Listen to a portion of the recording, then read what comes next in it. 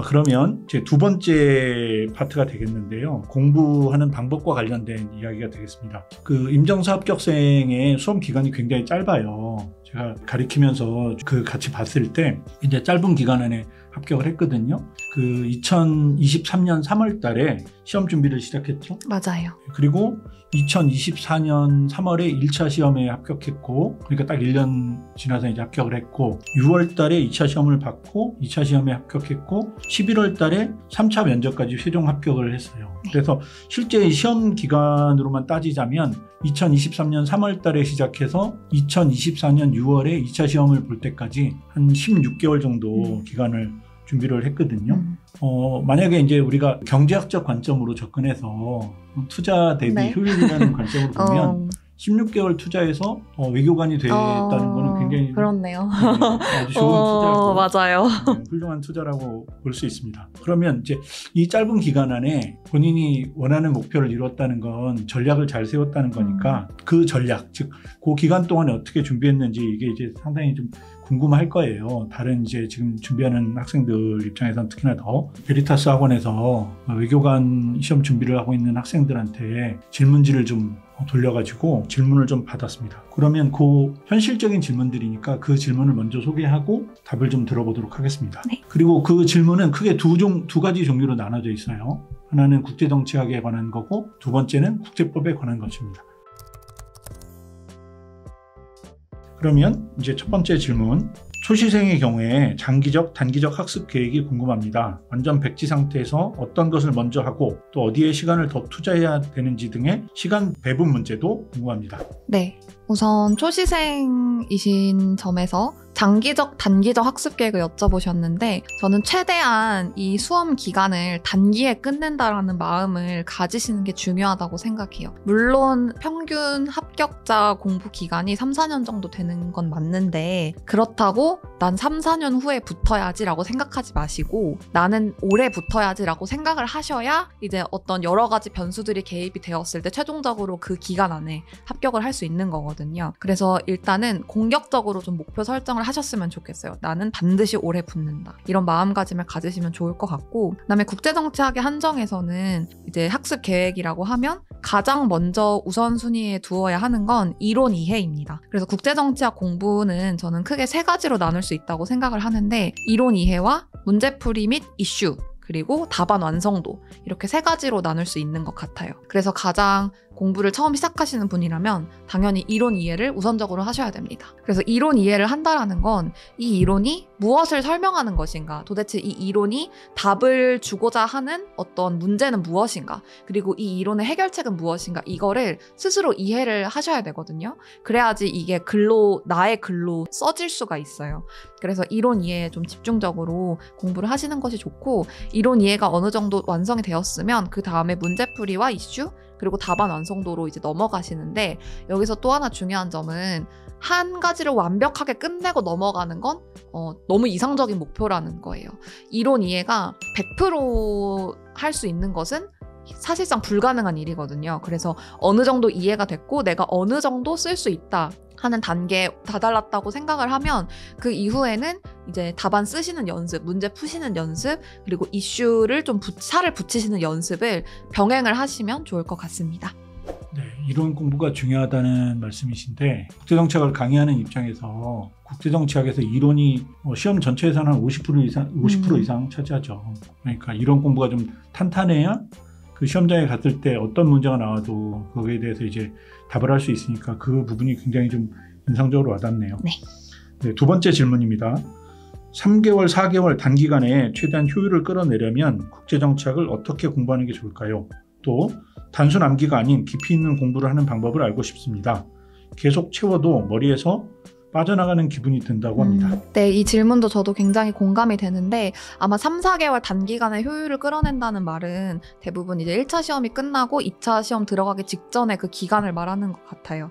그래서 그 기간 동안에 어떻게 하면은 좀 공부가 최대한 효율적으로 될 수 있는가라고 했을 때 저는 문제를 이제 많이 접하실 건데 문제 푸실 때 코어 퀘스천과 코어 앤서로 요약하는 연습이 도움이 정말 많이 된다고 생각을 합니다. 그래서 이 문제가 궁극적으로 나에게 묻고자 하는 단 하나의 질문은 무엇인가? 그리고 내가 나의 이 3-4장 분량의 답안을 한 문장으로 요약하면 어떻게 말할 수 있는가? 이런 요약이 잘 되어야지 전체적인 답안지도 읽었을 때 납득이 충분히 될 수 있어요. 그래서 이렇게 좀 최대한 압축적으로 이해해서 이해를 하려는 노력을 많이 하시는 게 좋을 것 같고요. 그 다음에는 이제 방법론적으로는 답안지를 많이 써보는 게 저는 개인적으로 정답이라고 생각을 합니다. 그래서 조금 내가 부족한 것 같아도 일단은 답안지를 많이 써보시는 게 도움이 많이 됩니다. 단 나의 답안은 반드시 논리적인 기승전결이 있어야 된다. 그러니까 논리적인 기승전결이라는 거는 암기한 거를 그대로 문장을 나열하는 게 아니라 이 이론을 설명할 때도 한 문장 뒤에 다음 문장이 왜 나오는지가 스스로 납득이 되셔야 돼요. 그래서 그게 이제 이론을 얼마나 잘 이해했나를 볼 수 있는 척도라고 생각을 합니다. 그래서 쉽게 말하면 내가 답안지를 덮어놓고도 내 말로 다시 했을 때 어느 정도 복기가 될 수 있어야 돼요. 그 말인즉슨 내가 이 답안 흐름의 기승전결이 내 스스로 명확하기 때문에 이게 마치 하나의 이야기처럼 술술술 풀어지는 게 가능해야 된다라는 거죠. 그래서 제가 하나 좀 예시를 가져왔는데 저희가 현실주의 이론을 말할 때 그 키워드를 암기하면 무정부 상태, 자조, 그 다음에 행동 원리, 안보 극대화 이렇게 외우거든요. 근데 그 무정부 상태라는 키워드 다음에 자조라는 키워드가 왜 나오는지 그게 스스로 설명이 되실 수 있어야 돼요. 그래서 그런 부분에 있어서 조금 첫째는 문제를 한 줄로 잘 요약하는 것, 그리고 둘째는 한 줄로 요약한 문제를 논리적인 기승전결에 따라서 답안 연습을 많이 해보는 것을 좀 추천드리고 싶습니다. 이 답도 굉장히 중요한 부분인데요. 이제 2가지로 요약이 되는 것 같은데, 하나는 이제 코어 퀘스천 앤서로 그 좀 집중력 있게 질문과 답변을 잘 요약한 거, 요 부분이 이제 좀 인상적으로 아마 어필이 돼서 출제하시고 채점하신 분들이 굉장히 높은 점수를 주셨을 것 같고요. 그다음에 2번째는 아주 인상적인 부분인데, 본인이 어떤 논리를 펴갈 때 본인을 이해시키지 못하면 다른 사람도 당연히 이해시키지 못한다. 맞아요. 이 부분도 다른 분야도 마찬가지지만 공부하는 분들한테는 굉장히 중요한 그런 이제 조언이 되는 것 같습니다. 그러면 3번째 질문으로 넘어가겠습니다. 필독서의 정독 비중이 어떻게 됩니까? 2번째, 세계 정세 이슈에 대해서 대비하는 방법은 어떻게 됩니까? 세부적인 질문들이 조금 있어서 거기에 이제 서브 질문으로 다시 3번째는 기출 답안 현출 연습을 하는 시기는 어떻게 되고 방법은 어떻게 되나요? 4번째, 단권화를 하는지 여부와 단권화를 하셨다면 어떤 방법으로 하셨는지, 이게 이제 질문이고, 5번째는 혹시 답안 스터디를 하셨다면 어디서 스터디1을 모집했는지, 그리고 어떤 방법으로 스터디를 진행했는지, 이런 부분들이 궁금하다고 합니다. 5가지로 서브로 나눠져 있으니까 하나씩 이제 설명해 주시면 좋을 것 같네요.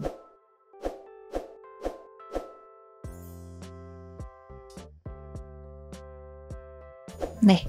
우선 필독서 정독의 비중을 여쭤보셨는데, 이제 필독서라고 하면은 이제 국립외교원 준비하시는 분들이 되게 많이 읽는 단행본을 말씀하시는 건데요. 저는 필독서를 많이 읽었는데 이제 이 필독서를 읽는 이유가 중요한 것 같습니다. 즉, 이 책을 그냥 앉은 자리에서 처음에 1페이지를 펴서 끝페이지까지 줄줄줄 목적의식 없이 읽는 게 아니라, 내가 어떤 이론을 설명을 해야 되는데 이 이론이 아직 이해가 좀 덜 됐을 때, 아니면 이 키워드에서 이 키워드로 넘어가는 논리 구조가 어떻게 되는지 모르겠을 때, 아니면 이해는 됐지만 이걸 어떻게 문장으로 좀 깔끔하게 표현할 수 있을지가 궁금하다. 이럴 때 필독서를 본인이 목적의식을 가지고 읽으시는 게 좋은 것 같아요. 제가 생각했을 때는. 그래서 처음부터 줄줄 읽는 것이 아니라, 예를 들어서 나는 신현실주의 이론을 공부를 하는데 무정부 상태에서 왜 자조로 연결이 되는지를 모르겠다 하면 그 내용의 필독서들을 읽는 거예요. 다양한 필독서들을. 그러면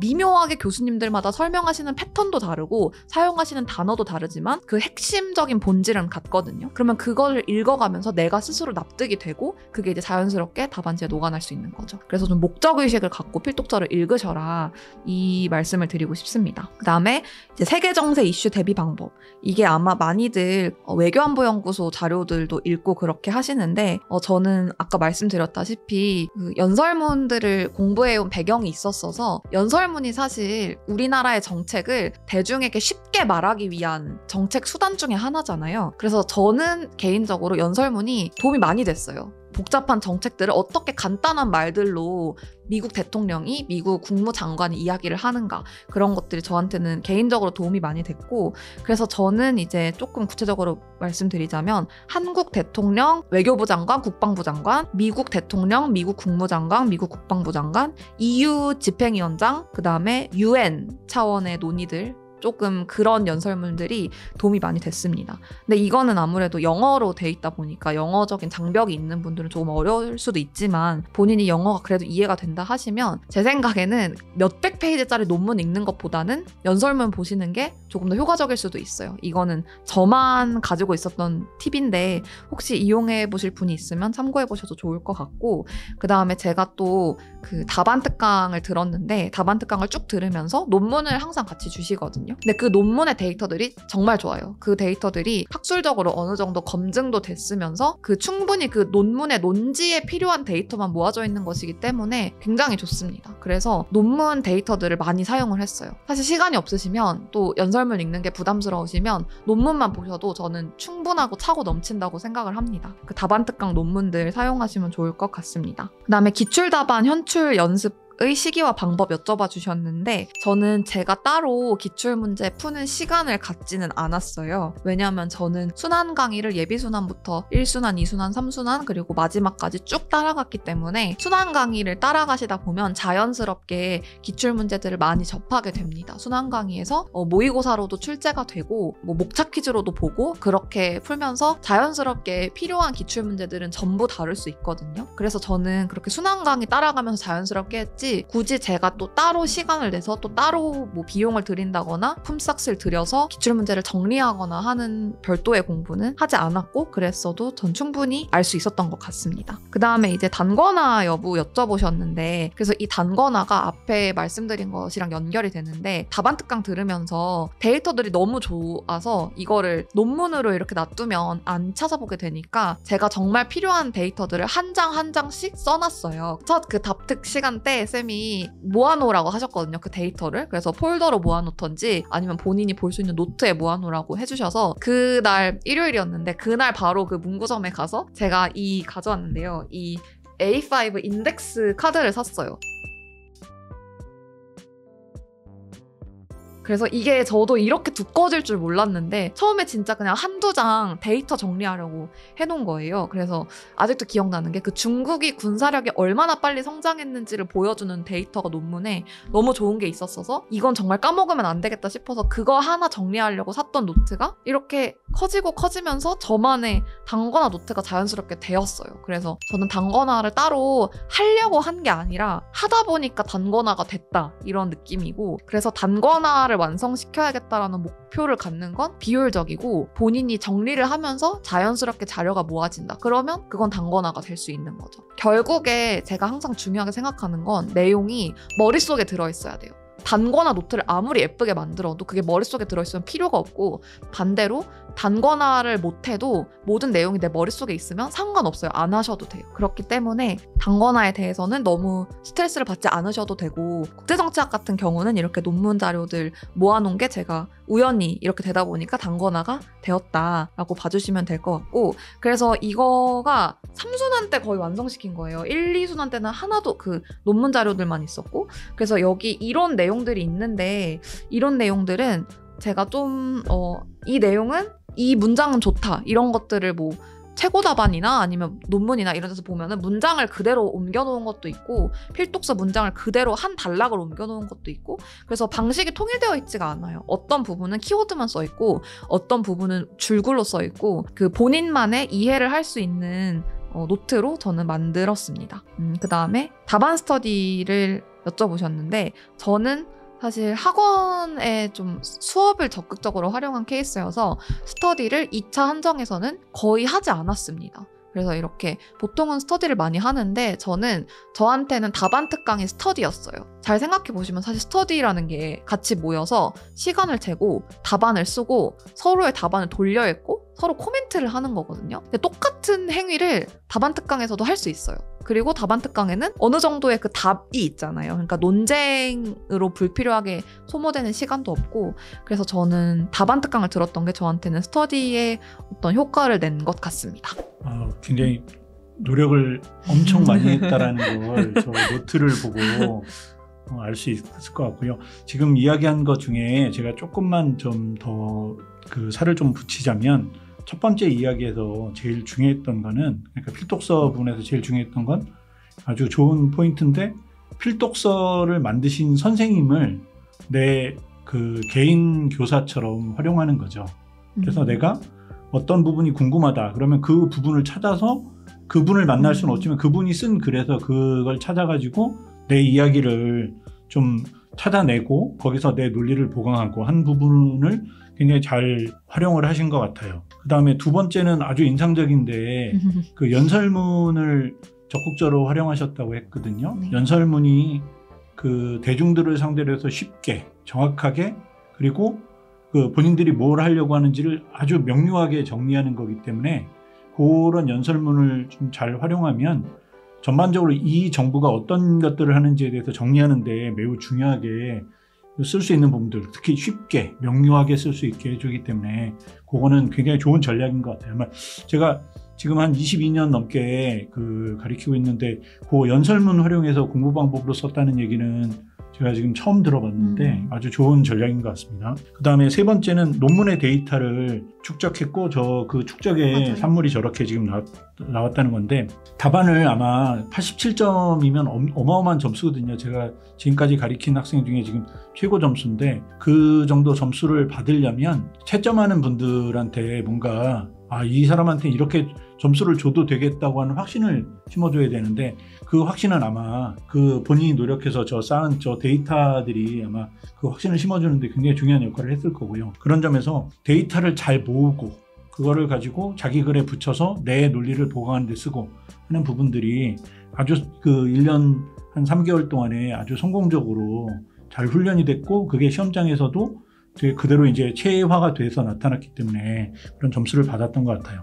그래서 아주 인상적으로 어떻게 공부했는지에 대한 부분을 잘 들었고요. 그러면 이제 네 번째 질문으로 가겠습니다. 임정서 외교관님처럼 1년 안에 바로 합격하기 위해서는 왈치이와 같은 교과서를 많이 봐야 하나요?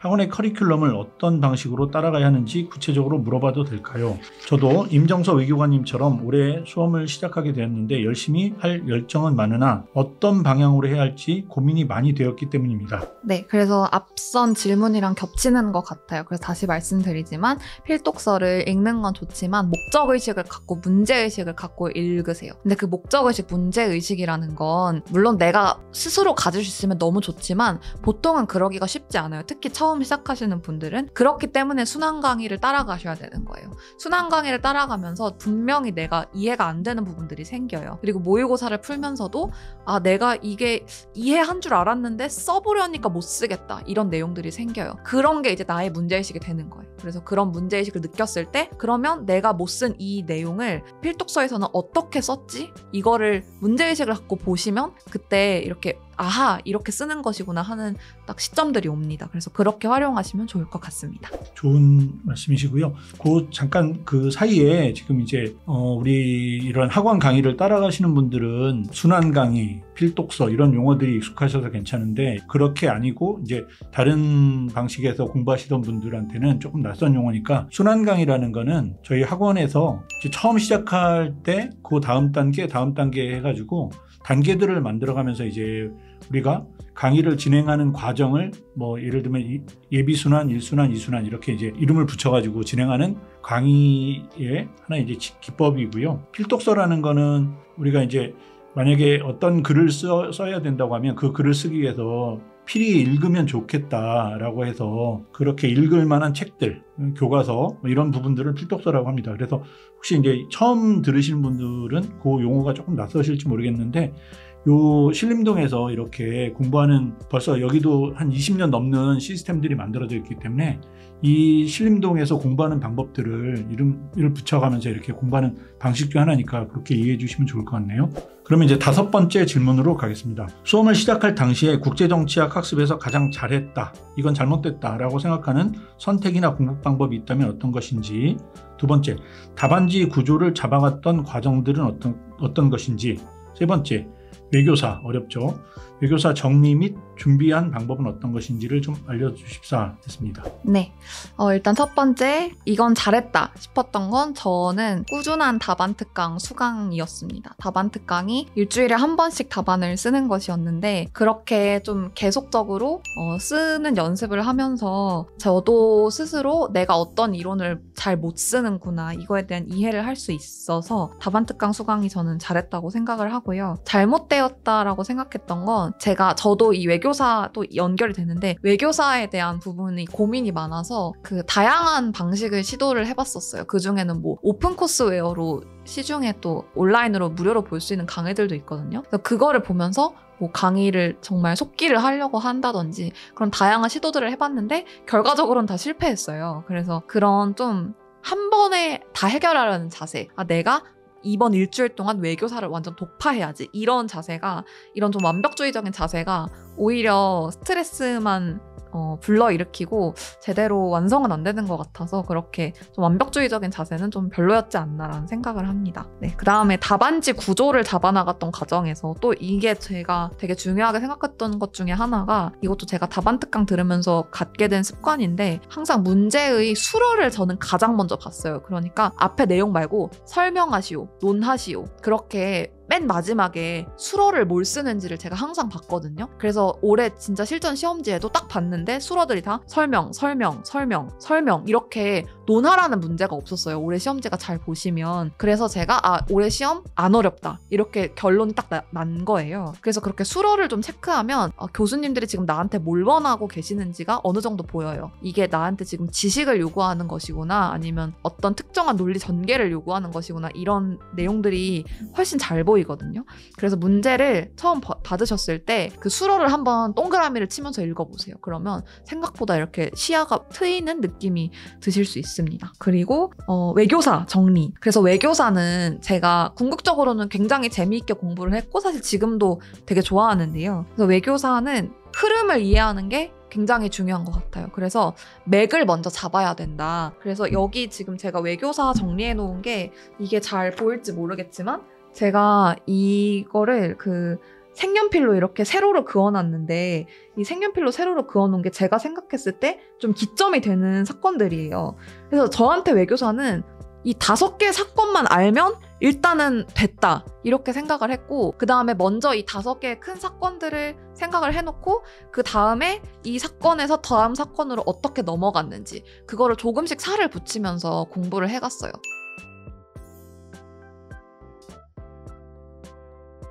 그래서 외교사가 어렵다고 생각하는 이유가 이게 정말 세부적인 사건들로 파고들면 끝도 없고 학자들마다 해석도 달라서 보는 책마다 관점도 다르고 사건들도 너무 많고 조약도 너무 많고 인물도 너무 많아서 어려운 건데 오히려 그런 좀 미시적인 시야에서 탈피해서 자꾸자꾸 숲을 보려는 노력을 하시는 게 특히 단기적으로는 굉장히 전략적인 방법이 될 수 있을 것 같습니다.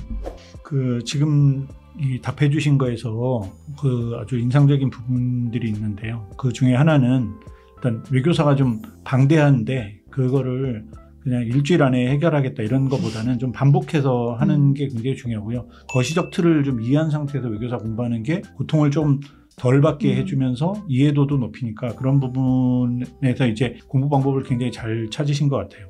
그 다음에 두 번째는 수로를 체크하는 그런 기본적인 훈련인데 그런 것들이 그래서 올해 이 문제의 방향이 어떻게 갔는지 논쟁을 지금 시키고 있는 건지 아니면 정확하게 설명해낼 수 있는지를 보는지 이런 부분을 잘 체크해서 준비를 잘 하신 것 같습니다. 6번째 질문입니다. 국제정치학 관련해서 완전히 노베이스일 때 이 과목과 빨리 친해지고 익숙해지려면 순환 강의 외에 무엇을 해야 할지 궁금합니다. 지금은 예비 순환 강의만 수강한 상태인데 국제정치학이라는 과목을 처음 접하는 저에게는 추상적으로 느껴져서 직관적인 이해가 쉽지 않았고 이 내용을 어떻게 글로 풀어야 할지 감이 잘 오지 않습니다. 그래서 1순환 들어가기 전부터 걱정이 앞섭니다. 강의만 잘 따라가면 되는 건지 궁금합니다. 네, 그래서 저도 너무 공감이 되는 질문인데요.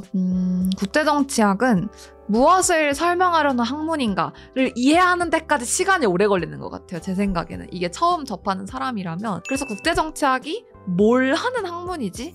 이것에 대한 이해가 되는 것이 우선시 되어야 된다고 생각을 합니다. 그래서 되게 자꾸 좀 간단한 말로 과도하게라도 단순화를 시켜서 이해를 해보려는 노력을 해보시면 특히 예비순환만 수강한 상태에서는 도움이 되실 것 같아요. 이 이론은 뭘 설명하려는 거지? 국가들이 왜 전쟁을 하는지에 대한 이유를 제시하는 거구나. 이 이론은 국가들이 평화롭게 살려면 무엇을 해야 된다고 주장을 하는 이론이구나. 이런 식으로 굉장히 간단한 말로 디테일들을 다 일단 버려두고 그 핵심을 잡아가는 연습을 하시면 조금 더 그 직관적인 이해에 도움이 되지 않을까 생각을 합니다. 네, 중요한 방법이에요. 그 7번째 질문입니다. 국제정치학 외의 질문인데 하루 공부 루틴이 궁금합니다. 주말에는 쉬셨나요? 네. 그래서 사실 또 이 부분도 제가 이렇게 말씀을 드릴 수 있는 부분이 많은데 저는 어쨌든 회사를 다녀봤잖아요. 그래서 공부를 출퇴근한다고 생각을 했어요. 그래서 나는 출근 시간이 있고 퇴근 시간이 있는 사람이라고 생각을 하고 조금 출근 시간이 이르고 퇴근 시간이 늦은 회사에 다닌다. 그런 마음으로 공부를 했던 거죠. 그래서 제가 생각한 공부 시간은 항상 7시 반, 아침 7시 반에서 밤 11시 반까지. 그렇게 저는 하루에 그 시간을 꼭 지켰고 회사라고 생각했다라는 건 무슨 뜻이냐면 회사 지각하면 뭐 밥을 못 먹고 뭐 못 씻어도 일단 뛰어가잖아요. 제가 공부를 그렇게 했어요. 그래서 혼자 공부하시면 가장 좀 빠지기 쉬운 함정 중에 하나가 뭐 조금 늦게 일어나면 오늘 망했다 생각하고 공부 안 하고 그런 것들이 있는데 저는 이제 늦게 일어나면 준비를 안 하고서라도 독서실로 뛰어갔어요. 왜냐면 나는 7시 반까지 공부를 시작해야 되니까. 그래서 그런 좀 이렇게 스스로를 좀 통제하고 절제하는 그런 식으로 공부를 많이 했던 것 같습니다. 그래서 진짜 너무 공부하기 싫으면 정말 독서실에 앉아서 유튜브를 보더라도 독서실에 앉아서 했어요. 그게 포인트입니다. 놀아도 저도 집중 못하고 논 날도 많거든요. 근데 그래도 독서실에 앉아서 놀았어요. 그래서 그런 어떤 출퇴근 시간을 찍고 간다라는 그 마음가짐으로 앉아라도 있으면 조금이라도 더 하게 되는 게 있는 것 같아서 추천드립니다. 공부를 출퇴근하듯이 이렇게 했다는 게 되게 인상적이네요. 그 아주 긍정적인 마인드고 또 계획적인 마인드인 것 같습니다.